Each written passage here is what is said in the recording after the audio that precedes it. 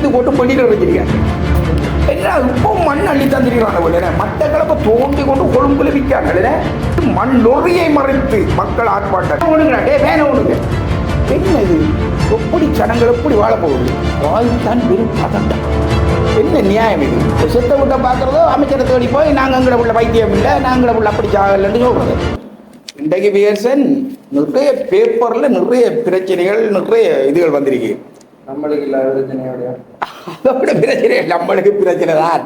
நம்மளுக்கு இல்லாத பிரச்சனையே உலகத்திலே நம்ம தான் பிரச்சனை, கடும் பிரச்சனையில வாழ்றோம். வெள்ளோடியோட்டா நம்ம அர்ச்சுனா இருக்காது தானே, அர்ச்சுனா இருக்காரு தானே, யாழ் மாவட்ட பாராளுமன்ற உறுப்பினர் அர்ச்சுனா ஊசி ஊசி அவரை பாராளுமன்றத்துக்குள்ள இருந்து இழுத்து கொண்டு வெளியில வச்சிருக்காரு. பாராளுமன்றத்துக்குள்ள அவர் ஏதோ முதல் இந்த சம்பவம் நடந்திருக்கு. அவரை பாராளுமன்றத்திலிருந்து வெளியேற்றதுக்கே ஒரு குரூப் இருக்கிற மாதிரி தெரியுது எனக்கு. அர்ச்சுனாவை வெளியேற்றதுக்கு ஒரு குரூப் இருக்கிறது போலதான் எனக்கு தெரியுது. அவர் நேற்று பாராளுமன்றத்தில் 9:30 மணிக்கு கூடிய இது முதல் அர்ச்சுனா ராமநாதன் பல்வேறு விடயங்களை கதைக்கிறாரு. குறுக்கால மறுக்கால கதைக்கிறேன். குறுக்கார மறுக்கால கதைச்சா என்ன நடக்கும்? இழுத்து போட்டு ஆளை வெளியில விட்டுருக்காங்க. என்ன இப்போ மண் அள்ளித்தான் தெரியுறாங்க. மட்டக்களப்பை தோண்டி கொண்டு கொழும்புல விற்காங்க.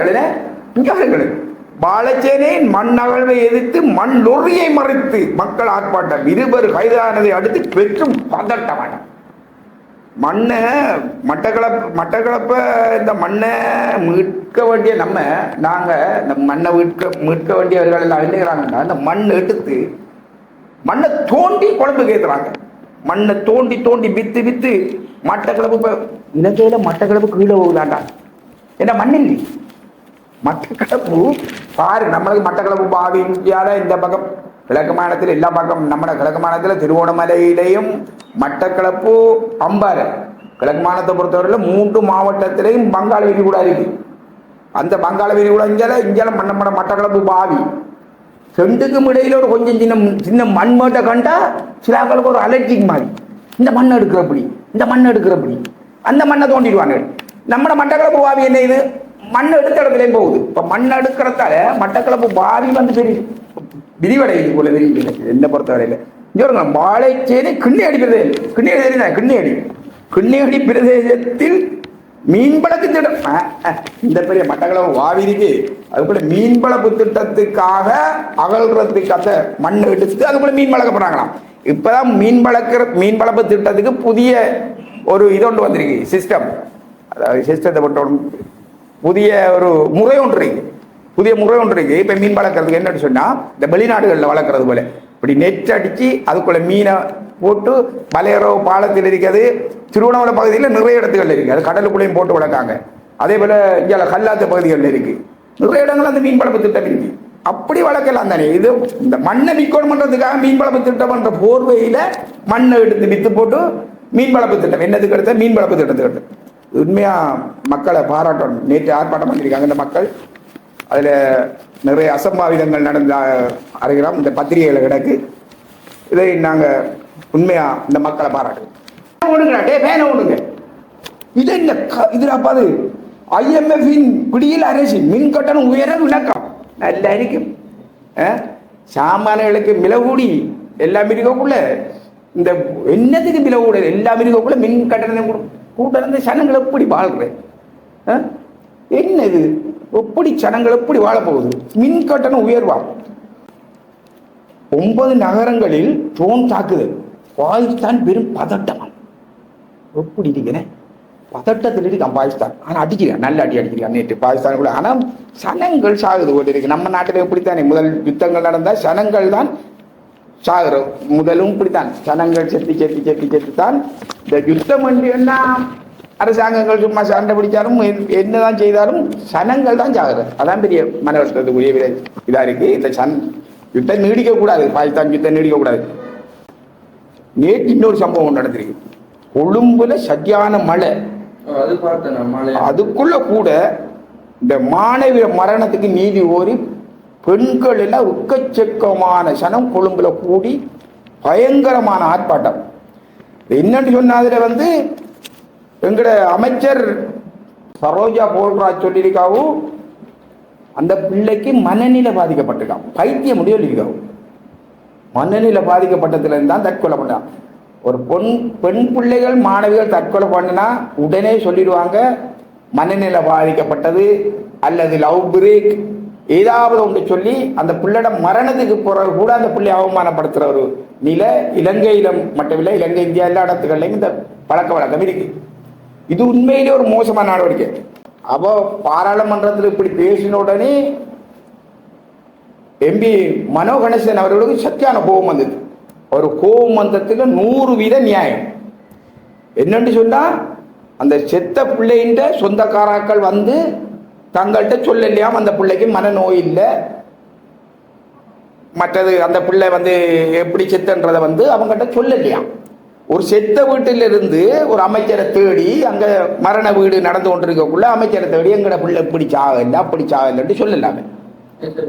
மரண வீட்டை பார்க்குறதோ வீட்டை போய் எங்கட அமைச்சர் போல்ராஜிட்ட போய் நாங்கள் எங்களை பிள்ளை இப்படி தான் செத்தன்ட்டு சொல்கிறது என்ன நியாயம் இது? ஒரு செத்த வீட்டை பார்க்குறதோ அமைச்சரை தேடி போய் நாங்கள் எங்கட பிள்ளை வைத்தியம் இல்லை நாங்கள பிள்ளை அப்படி சாகலன்னு சொல்கிறது. ஒரு மாணவிகள் எல்லாம் இதை பற்றி நிறைய மாணவிகள் இதுக்கு அதுக்காகத்தான் நேற்று இந்த கொட்டுமலையிலையும் பயங்கரமான ஆர்ப்பாட்டம் இந்த மாணவிகள் செய்யக்கூடிய காரணம் இதுதான். உண்மையில்லாம மன்னிப்பு கேட்கணும். அந்த குடும்பத்திட்ட மட்டும் இல்லை மாணவ சமுதாயத்திட்ட ஒரு மன்னிப்பு கேட்க முடியும். உண்மையில மனோ கணேசன் அவர்கள் உண்மையா பாராட்டும். இந்த ஆசிரியரையும் இடமாற்றது சம்பந்தமாகவும் பேச்சுவார்த்தை நடந்து கொண்டிருக்கான். அந்த ஆசிரியரை இடமாற்றம் செய்வாங்க, இடமாற்றம் செய்யக்கூடாது, இவங்களுக்கெல்லாம் தண்டனை வழங்கணும். இடமாற்றம் செய்தா இதே வேலையே இன்னொரு ஆசிரியர் இன்னொரு பெண் பிள்ளைக்கு செய்தா இடம் தானே மாற்ற போறாங்கன்ற ஒரு இலக்காரமான நிலை உருவாகும். உடனே இதை உண்மையில சட்ட நடவடிக்கை எடுத்து ஜெயிலில் தள்ளணும். உண்மையில் அது இது விட அதே போல பேப்பர்ல நிறைய வந்திருக்கு. பேசன் கொழும்பு மாநகர சபை ஆட்சி அமைக்க கோடிக்கணக்கு பேர் பாருங்க, இருக்கிற காசுகள் எடுத்து கொழும்புல மாநகர சபை அமைக்கிறதுக்கு கோடிக்கணக்கான மறைக்காரம்பி குற்றச்சாட்டம். கொழும்பில் மாநகர சபை ஆட்சி அமைக்க கோடிக்கணக்கில் பேரம் பேசும் அரசு. எங்கட மறைக்கார் எம்பி குற்றச்சாட்டு எப்படி போகுது பாருங்கடா. நாடு போற போக்க பார்த்தா அரசின் செலவிலாம் அனுர திரும்பினார். இது ஒரு பிரச்சனை இருக்கு. என்ன பிரச்சனை கேட்டா இந்த இவர் இப்ப கிட்டத்தில் ஒரு வியட்நாமுக்கு ஒரு பிரயாணம் செய்வது தானே எங்கட ஜனாதிபதி. அவர் திரும்பி வாரத்துக்கு அங்கிருந்து வியட்நாமில இருந்து திரும்பி வாரத்துக்குரிய செலவை அரசாங்கத்தின் செலவில் ஜனாதிபதி வியட்நாமில் இருந்து ஜெட் விமானத்தின் நாடு திரும்பினார் என்று கூறப்படுவது முற்றிலும் பொய்யானது. யாரு சொல்றா? ஜனாதிபதி அனுரகுமார திசாநாயக்க இலங்கை திரும்புவதற்கு வியட்நாம் பௌத்த சங்கம் தான் தனிப்பட்ட விமானத்தை ஒழுங்கு பண்ணி கொடுத்தாம் என்று சொல்லி சொல்றாரு. பௌத்த சங்கம் இருக்கு தானே, வியட்நாமில் இருக்கிற பௌத்த சங்கம் தான் ஜனாதிபதி வந்து நாடு திரும்புறதுக்குரிய செலவினங்களை அவங்க தானே பொருட்படுத்தான், வேற அரசாங்கத்தின் செலவில் வரலையா. இன்னொரு செய்தியில கிடக்கு, அவர் வந்து வாக்களிக்கிறதுக்காகத்தானே ஜெட்ல வந்து அமௌண்ட் சொல்லி இன்னொரு செய்தி ஊடகம் முந்த நாளைய செய்தியில் சொல்லுது.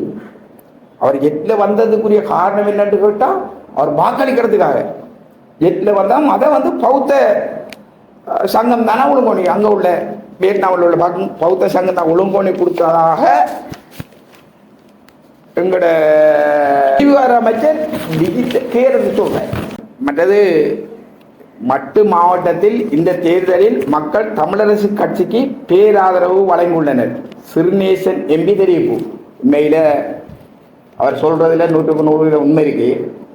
போன தடவை நடந்த தேர்தலில் வந்து என்னன்னு சொன்னா கூட்டமைப்பாக இருந்தது. அதை விட கூட்டமைப்பிலிருந்து பிரிஞ்சு தமிழரசு கட்சியாக போட்டியிட்டதுல பெரும்பான்மை நிறைய வாக்குகள் சொல்றது சரி, தமிழரசு கட்சி கூடுதலாக பெற்றிருக்கு. சிறுநேசன் எம்பி தெரிவிப்பட்ட இன்றைய பேப்பர்ல கிடக்கு. பெரும்பான்மை இல்லாத சபைகளில் அதிகாரத்தை பயன்படுத்தி ஆட்சி அமைக்க முயற்சிக்க வேண்டாம். ஏபி ஜனதா பெரமுன அரசிடம் கோரிக்கை. உள்ளூராட்சி சபைகளில் பெரும்பான்மையை பெற்றவர்கள் தலைவர்களை அறிவிக்கும்.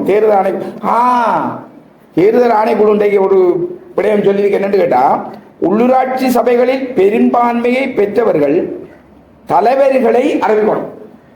தேர்தல் ஆணைக்குழு தெரிவிப்பு. தேர்தல் ஆணைக்குழு என்ன சொல்லி கேட்டா, இந்த சபைகளில் பெரும்பான்மை பெற்றவர்கள் இன்றைக்கு தலைவர்கள் அறிவிக்கணும்னு சொல்லி நல்ல விடயம். இது எங்கட சஜித் சொல்லியிருக்க அறிவிக்க வேண்டும் என்கின்றார். மின்சார கட்டணத்தை அரசு எந்த அளவு அதிகரித்துள்ளது அறிவிக்க வேண்டும். நல்ல விஷயம். ஏன்னா அப்பதான் நாங்க மின்சாரத்தை பாவிக்கிறதோ குறைச்சோ கூட்டியோ பாவிக்கிறோம்னு சொன்னா மின்சார கட்டணத்தை எவ்வளவு நீங்க அதிகரிச்சிருக்கீங்க அதை சொல்லணும். எவ்வளவு அதை அதிகரிச்சிருக்கின்றதை சொல்லணும். அப்பதான் நாங்க இந்த மின்சாரத்தை பாவிக்கிறத நாங்க பார்த்து இதுகளை எதை பாவிக்கலாம், என்னத்தை செய்வோம். இரவில் மட்டும் ஒரு சின்ன ஒரு மின் கும்ல பொருத்தி பாவிக்கிறதான்றதை நாங்கள் யோசிக்கலாம். வரி தொடர்பாக அமெரிக்காவுடன் அடுத்த கட்ட பேச்சுக்கு அனுமதி. பிரதி அமைச்சர் கர்சன சூரிய பெருமை சொல்றார்.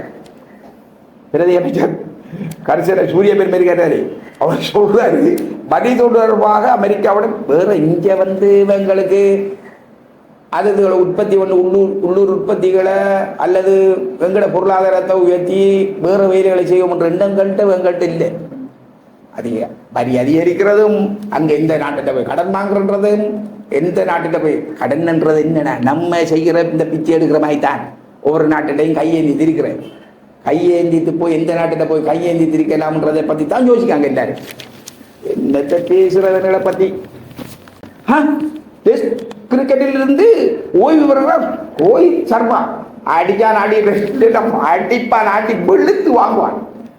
அட்டிக்கு நல்ல கால ஓய்வு. நம்ம நாட்டுக்கு மடிச்சிருக்காண்டா சாட்டியான டெஸ்ட்ல நெட்டுப்படி அடிச்சிருக்கான். நம்ம நாட்டுக்கு நெட்டுப்படி அடிச்சிருக்கான். நல்ல காலம் ஓய்வு வர்றதால இப்ப கொஞ்சம் நம்மளுக்கு எல்லாம் எனக்கெல்லாம் கொஞ்சம் நிம்மதி.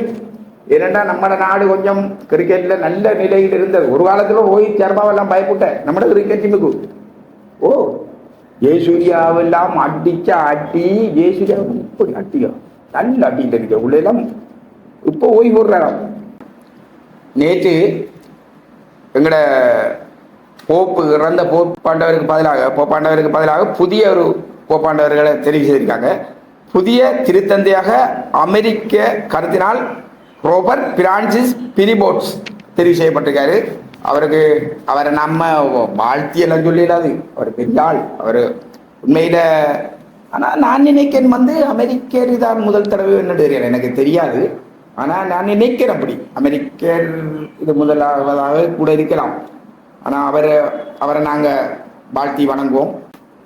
போப்பாண்டவரை தெரிவு செய்யறதுக்கு அந்த புகை அவங்களோட ஒரு இதொன்று இருக்கு. அந்த புகை வெள்ளை புகையா வரணும். 2 தடவை கருப்பு புகை 3ஆவது தடவை தான் வெள்ளை புகை வந்துருக்கு. இந்த வெள்ளை புகை வந்ததுக்கு பிறகுதான் இவரை தெரிவு செய்திருக்காங்க. அந்த அவங்களோட மரபுப்படி ஒரு தடவையோட வெள்ளை புகை வரலாம். நிறைய தடவை தெரிவு செய்யக்கூட ஒரு முதல் தடவையோட வந்துருப்பாங்க. 2வது தடவை வந்துரும் போல இருக்கு. ஆனால் 2 தடவை கருப்பு புகை 3ஆவது தடவை தான் வெள்ளை புகை வந்திருக்கு. வெள்ளை புகை வந்தது பிறகு 3 தடவை தெரிவு நடந்திருக்கு. தெரிவு நடந்துதான் இவரை இந்த அமெரிக்கர் ரோபர்ட் பிரான்சிஸ் பிரிபோட்ஸை தெரிவு செய்திருக்காங்க.